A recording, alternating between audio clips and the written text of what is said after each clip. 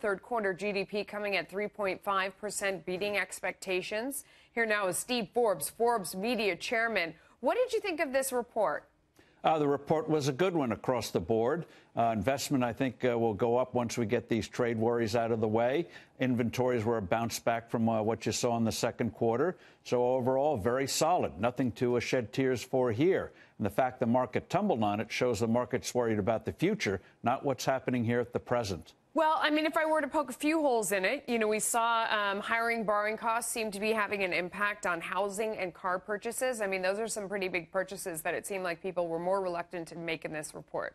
But they've been buying elsewhere. Consumer outlays were the big driver of the third quarter. So people's patterns may change, but thankfully the spending is still going upward.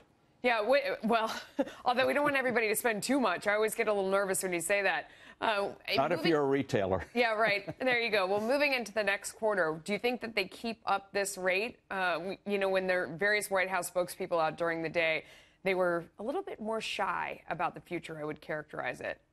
Well, because the future does have uncertainty. You have the whole thing about trade. That's hurting investment decisions because people don't know what the rules of the road are. So, yeah, it's always good to be a little cautious, but I think the fourth quarter will come in above 3%. That'll be the first time since Egyptian times that we had 3 quarters of 3+%. Right, exactly. But taking a look at the market, why do you think then the market is so nervous? It's supposed to be forecasting the future. This makes it seem like the future is rosy. There's a disconnect there. Well, the markets have been wobbly recently, primarily because the idea that we may have a worsening trade fight with China. As you know, tariffs are supposed to go up by the end of the year. That's going to raise costs and it really squeezes profit margins. So businesses are starting to be impacted by that, and they don't see an end in sight. If you had some rumblings, especially when President Trump meets with President Xi next month, if you hear rumblings that something may be in the works on a deal, you'll see the market turn very quickly. It doesn't. Upward. I mean, there was a resolution of the deals here in North America with Mexico and Canada. It doesn't seem like that had a big impact. It's already been priced in the market. Those deals were in the making several weeks ago, and now they're just putting the ribbons on it. But that's already done. People worry now about what's going to happen with China. And the deals there, the uncertainty there, is bigger than Mexico and Canada. I mean, China's $500 billion of product coming in, over $150 billion of U.S. going there.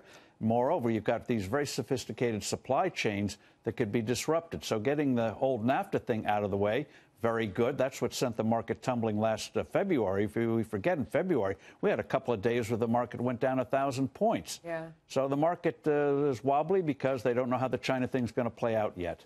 Also very sensitive to earnings. I mean, they weren't really rewarding. The market wasn't rewarding good earnings, really looking at taking a tough eye to guidance. Well, the market's, and it's actually a good thing, Melissa, that the market is still climbing walls of worry. I think, too, markets may be factoring in maybe these congressional elections may not go very well in the House, and that means we're not going to get a tax cut next year. Yeah. Do you really think it's that black and white, that it would be, as we had with the last presidential election, that when we saw President Trump elected, the market took off, whether you like him or not? It had something to do with, forecasting better growth, less regulation, fewer taxes. Do you think the same holds true for the midterms in terms of the parties?